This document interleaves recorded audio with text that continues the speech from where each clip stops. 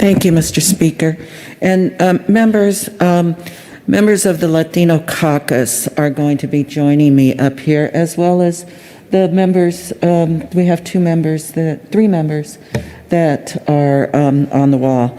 So, two. Where's Monica? She's not here. Oh, okay. All right. So, every year, this is my sixth year in the legislature, and every year that I have been here, I've come up and spoken about Martin Luther King, because his work was a North Star in my life. But I wasn't going to do it this year because I didn't think it was necessary. I thought we all knew this. But last night, I watched something on TV. It was a special about Emmett Till. And it made me think, I do need to talk about this, and so does our caucus. For those of you that may not know, Emmett Till was a 14-year-old boy. He lived in Chicago, but he was visiting relatives in 1955 in the summer in Mississippi.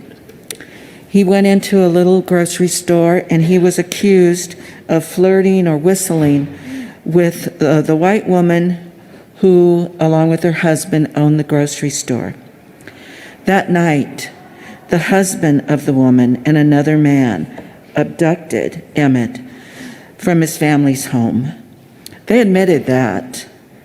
Then they beat him, and then they lynched him. And then they shot him at least 2 times in the head. And then they tied a fan around his neck. And then they threw him into the river. He was found a couple of days later, but he was no one could tell who he was. His head had swollen several times its size, and he was so grossly disfigured, no one knew that it was that young boy. Now, this wasn't an isolated incident. That's what's so horrific about this. Because in our country, lynchings were going on all the time for decades. And they took place with the unfortunate regularity that it had become a national pastime for people to go to a lynching and to have their picture taken with the, in quotes, strange fruit that was hanging from the trees. And then they would send these pictures as postcards to their family members and friends who had not been there. But Emmett Till's death was different. It was different because this was in 1955. It was in my lifetime. It was in some of your lifetimes. And Emmett Till was just a 14-year-old boy. But this was also different because of the strength and courage of Emmett Till's mother, Mamie Till Mosley. You can imagine, this is her only child, and you can imagine the grief. But despite her grief, she wanted the world to see what had happened to her son. After the 2 men were acquitted, she held an open casket funeral in Chicago, and tens of thousands of people attended. And she wanted them to see the unspeakable violence that this child had endured. She went so far as to have his photographs taken in the casket, and it was put in a national magazine so it would not be forgotten, so everyone could see it. And the country was aghast at what had happened. Besides all that, though, the 2 men were acquitted by an all-white jury. But more interesting, and I bring this up because we make laws, and that was under the laws in that state. A year later, the two men were paid to do a story for Look magazine, and they admitted they had killed him. They admitted to it, but nothing could happen because of double jeopardy. That event, it's said to have been one of the primary events that was the catalyst that galvanized the civil rights movement. Martin Luther King was 26 years old when this happened. And when he moved forward with the civil rights movement, he spoke about Emmett Till's death throughout his speeches, throughout his lifetime.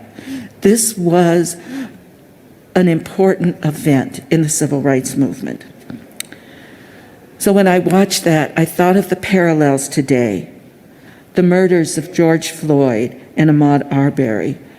They were the catalysts for the historic moment that we find ourselves in. These were not the first murders of their kind, but it was the first time we, each of us, saw every excruciating detail of what happened to Ahmaud Arbery, of what happened to George Floyd. There was no denying it for any of us.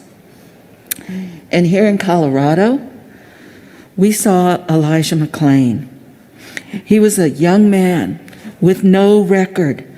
He was never charged, even that night, for any crime. He wasn't even being stopped for a crime, but he was stopped, and he was murdered. That young man was a good person. He had a loving family who, is surprising to me at 23 years old, in your free time, you go and play violin at the animal shelter to soothe the animals. That's who Elijah McClain was. And that's why it struck such a note here and throughout our country. And Martin Luther King never backed off of a challenge, and we also should not. Criminal justice is a priority to all the groups in this building this year. We heard it in the speeches the last 2 days. But as we ponder criminal justice measures in this session, in this chamber, we must balance fear with justice. Any measure that we pass must protect all people, so no one is afraid to live in our state. We cannot rely on failed policies like broken windows theory of policing or on zero tolerance. Those don't work, and they really are aimed very specifically at people of color, at the homeless, at the poor. We cannot make the same mistakes.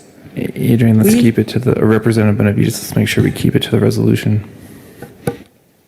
We have to move policing policies forward that protect all people and not ignore that, especially when we as members of the Latino and Black Caucus speak about these issues, it's based on a history that has been lived by ourselves, by our ancestors. We will seek to uphold Martin Luther King's words. Injustice anywhere is a threat to injustice everywhere. Thank you.